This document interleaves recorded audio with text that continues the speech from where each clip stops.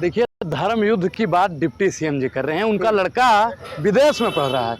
उनकी जो धर्म पत्नी है वो धर्म नहीं बचा रही है, रील बना रही हैं और कह रहे हैं कि गरीब गुरबा किसान दलित पिछड़ा आदिवासी का लड़का जाके धर्म बचाए। अभी आपने देखा होगा, धर्म बचाने के चक्कर में हमारे भाई ब्राह्मण लड़का गोपाल मिश्रा भैया किस प्रकार से उसके साथ में कृत्य किया गया। अनुराग ठाकुर का लड़का विदेश में पढ़ेगा। मोदी जी के तो बाल बच्चा नहीं है। सुनिए, धर्म बचाना छोड़ दे, देश की आम या फिर धर्म हमारा खतरे में नहीं है, न हिंदू खतरे में है न मुसलमान खतरे में है। धर्म वर्म खतरे में नहीं है। सिर्फ और सिर्फ राजनीतिक रोटियां सेकने के लिए वर्तमान सरकार कहती है कि धर्म खतरे में है। धर्म को किससे खतरा हो सकता है? धर्म को आखिर खतरा किससे है? अरे मुसलमान सिर्फ 20% हैं, 80% हिंदुओं की आबादी है दादा कि नहीं है?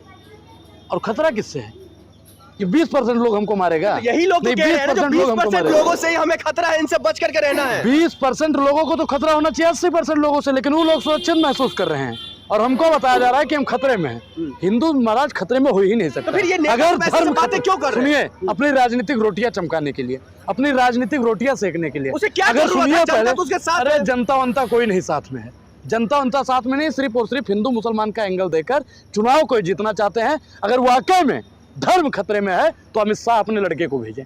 अगर धर्म खतरे में है तो अनुराग ठाकुर अपने लड़के को भेजें। अगर धर्म खतरे में है तो राजनाथ अपने लड़के को भेजें, स्मृति ईरानी अपनी बिटिया को भेजें, तब धर्म बचेगा, तब अनुराग ओझा आगे जाएगा। सुनिए, अनुराग ओझा के हाथ में कलम नहीं पकड़ाना चाहती है सरकार, कलम नहीं पकड़ाना चाहती है, लेकिन अनुराग ओझा के हाथ में वो झंडा पकड़ा के जय श्री राम और मस्जिद के सामने मुजरा करवाना चाहती है। अनुराग ओझा जानता है कि राम को मन में रखते हैं, राम प्रेम से प्रकट होते हैं।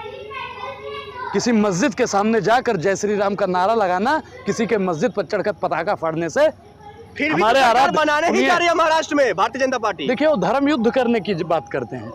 सरकार वरकार नहीं बनने वाली है। इस बार महाराष्ट्र की जनता किसके साथ में है दुनिया जान चुकी है। इंडिया गठबंधन के साथ में महाराष्ट्र की जनता है, क्योंकि महाराष्ट्र छत्रपति शिवाजी महाराज की भूमि है। छत्रपति शिवाजी महाराज को किस प्रकार से अपमानित किया गया दुनिया जानती है।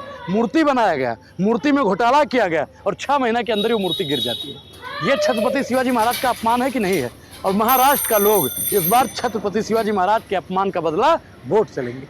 लेकिन किन मुद्दों पर चुनाव होगा? एक तरफ तो धर्म युद्ध हो रहा है, दूसरी तरफ जो आम लोगों की बातों भारतीय जनता पार्टी कर रही है। देखिए, महाराष्ट्र का चुनाव मोहब्बत और नफरत की लड़ाई पर है। महाराष्ट्र की जनता नफरत का त्याग करके मोहब्बत की ओर जाएगी। इसीलिए तो आपसे एक सवाल है, आपसे मेरा एक सवाल है, आपसे मेरा एक सवाल है, आपसे मेरा एक सवाल है, क्योंकि मैं मोहब्बत फैला रहा हूँ, झूठा भारतीय जनता पार्टी मोहब्बत कर रहे हैं। कहाँ आप लोग जो है फंसे हुए हैं?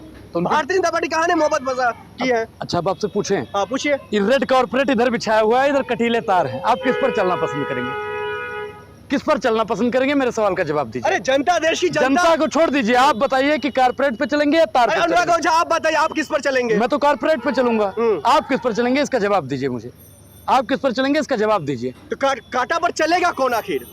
कांटा पर प्रधानमंत्री नरेंद्र मोदी जी चाहते हैं कि इस देश की जनता हिंदू मुसलमान पर बटकर उसी कटीले तार पर चलाएं। राहुल गांधी जी कहते हैं कि रेड कॉर्पोरेट मोहब्बत की दुकान है। देश की जनता, देश की तमाम आवाम उस रेड कॉर्पोरेट। सबका साथ सबका विकास मोदी जी कहते हैं, राहुल गांधी नहीं। देखिए, सबका साथ और सबका विकास और सबके विश्वास की अगर बात होती है तो इन्हीं के पार्टी के नेता जिंदा गाड़ देने की बात क्यों करते हैं? मुल्ले कटमुल्ले करने की बात क्यों करते हैं? अगर ये सबका साथ सबका विकास और सबके विश्वास की बात करते हैं तो इलाहाबाद में हमारे भाइयों को क्यों पीटा गया? अगर ये सबका साथ सबका विकास सबके विश्वास की बात करते हैं तो बहुजनों को आए दिन